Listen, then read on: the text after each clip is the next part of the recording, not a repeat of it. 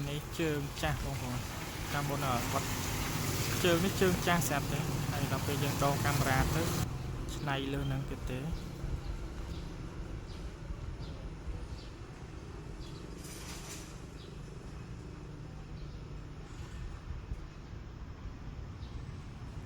ลูดเวียเจนมาแขวเต็มมั้งมา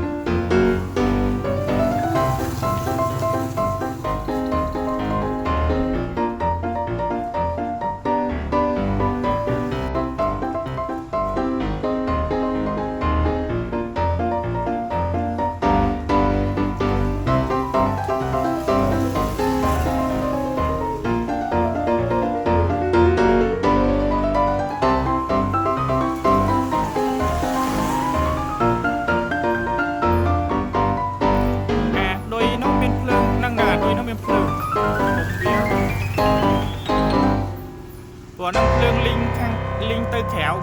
บ้านยกเพลิงใจไปกามรานังบ้านนะ